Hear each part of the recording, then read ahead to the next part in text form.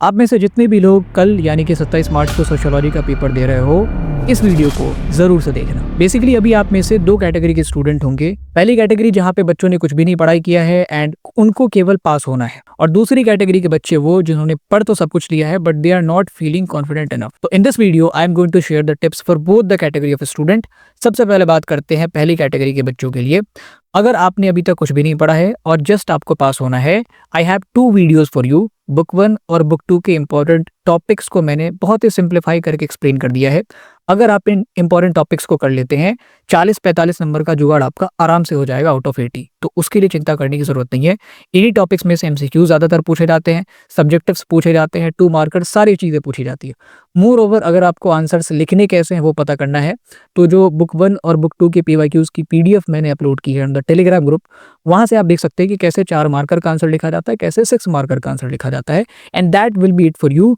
अब आप जाइए और उन वीडियोस को देखिए। Start your preparation now coming to the second category. आपने सब कुछ पढ़ लिया है but you are confused, you are under confident, और इसके पीछे वजह है क्योंकि इस साल जो सैम्पल पेपर सीबीएसई ने रिलीज किया है उसमें उन्होंने जो सब्जेक्टिव सवाल है उसको थोड़ा सा कॉम्प्लिकेटेड कर दिया। ऑलमोस्ट हर सब्जेक्टिव सवाल में, जो खास करके 4 मार्कर है, उसमें उन्होंने केस डाला था और उसके आगे सवाल पूछा था। इसमें बहुत बच्चे कंफ्यूज थे कि सर ये तो नई कैटेगरी है। ये कुछ भी नई कैटेगरी नहीं है, पहले भी सवाल इसी तरीके से पूछे जाते थे, बस कोई केस नहीं होता था। सवाल अब भी आपसे वही पूछे जा रहा है कि भैया हमें ट्राइब्स के परमानेंट और एक्वायर्ड ट्रेड्स के बारे में बताओ, बट उसके पीछे हमने बस केस डाल दिया है। तो आपको केस पढ़ लेना है एक बार, और उसके बाद जो सवाल है उसको अटेम्प्ट करना है। अगर आपके पास समय नहीं बचता है, वैसे तो मैं रिकमेंड करूंगा कि आप पहले सब्जेक्टिव से अटेम्प्ट करना शुरू करो, उसके बाद एमसीक्यूज वगैरह करना, ताकि अपनी जो आंसर राइटिंग स्किल है उसको अच्छे से एग्जिबिट कर पाओ, एक्सप्रेस कर पाओ। So read the case as a support material and questions को देख के तुम्हें पता लगेगा कि जो तुमने पीवाईक्यूज में किए हैं वही सवाल आए हैं। सो बिल्कुल घबराना नहीं है। Now coming to the answer writing कि 4 मार्कर में कितना लिखना है, 6 मार्कर में कितना लिखना है। तो फिर 4 मार्कर आप शॉर्ट आंसर में जो लिखते हैं वही लिखेंगे, छोटा सा intro and then the points. Ideally 5 points लिखने चाहिए, बट आपके अगर 5 नहीं बन रहे तो कम से कम 4 पॉइंट्स तो लिखो ही लिखो। पॉइंट्स कैसे एक्सटेंड करते हैं उसके लिए आप देख सकते हैं हमारे पीवाईक्यूज की वीडियो, उसमें मैंने बताया कि जब आपके पास पॉइंट शॉर्ट है तो किस तरीके से आप एक्सटेंड कर सकते हैं, 1 पॉइंट से 2 पॉइंट कैसे बनाए जा सकते हैं। Now coming to the 6 marker. 6 marker को आप वैसे ही अटेम्प्ट करेंगे जैसे आप लॉन्ग आंसर क्वेश्चन को करते आए हैं। You have to write a intro, और वो जो इंट्रो है थोड़ा सा बड़ा होना चाहिए as compare to short answer question. Then it should be followed by a flow chart, जिसमें आप प्रॉपर हेडिंग वगैरह बना के उसके अंदर फिर पॉइंट्स लिखना शुरू करेंगे। एक 6 मार्कर के लिए आइडियली आपके पास 10 से 12 पॉइंट्स होने चाहिए। 10 पॉइंट्स तो कम से कम रखना सारे फ्लो चार्ट के हेडिंग्स को मिला के। So that is how you can attempt the subjectives. उसके बाद अगर बात करें 2 मार्कर्स की, अब 2 मार्कर्स को लेके बहुत कंफ्यूजन है क्योंकि मैंने 2 मार्कर्स की वीडियो डाली भी नहीं है। देखो, 2 मार्कर्स अगर आपने पूरा सिलेबस किया है तो कभी भी आपको परेशान नहीं कर सकते। 2 मार्कर्स में जनरली पूछा क्या जाता है, डेफिनेशंस पूछे जाते हैं, फीचर्स पूछे जाते हैं, टाइप्स वगैरह पूछे जाते हैं, बेसिक चीजें हैं। तो अगर एट दिस टाइम कुछ आप करना चाहते हैं तो जितनी भी डेफिनेशंस हैं, जैसे सिविल सोसाइटी क्या होता है, ऑथोरिटेरियन स्टेट क्या होता है, नेशन क्या होता है, नेशन और नेशन स्टेट में क्या डिफरेंस है, तो इन चीज़ों को आप रिवाइज कर सकते हैं। एंड अगर आपने पूरा सिलेबस किया है, ट्रस्ट मी, 2 मार्कर आपसे आराम से हो जाएगा। अब कितना लिखना है 2 मार्कर में? अगर 2 फीचर पूछे जा रहे हो तो 2 फीचर बताना। अगर किसी चीज़ को डिफाइन करना है तो केवल डिफाइन करके छोड़ देना।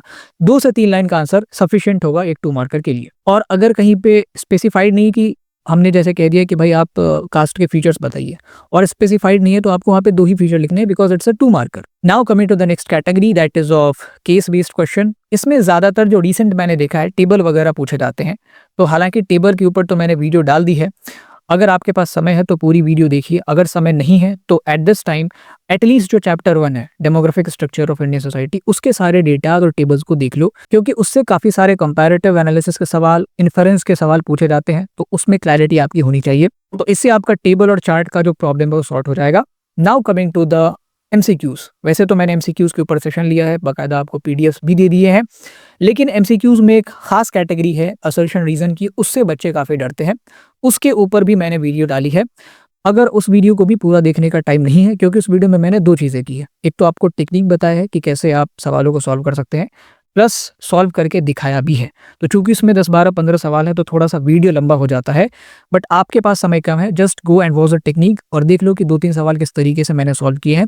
You will feel confident enough, और उस टेक्निक से आप किसी भी असर्शन रीजन को सॉल्व कर पाएंगे। There is no issue at all. So these are the things that you can do at the last moment to enhance your preparation. और अगर बात आती है कि भैया लास्ट मोमेंट पे रिवाइज कैसे करें, तो रिवाइज करने के लिए देखो मैराथन वगैरह काफ़ी लंबी वीडियो हो जाती है, एटलीस्ट 2-4 घंटे तुम्हें देने पड़ेंगे। स्पीड में भी देखो तो 1-1.5 घंटा तो लग ही जाएगा।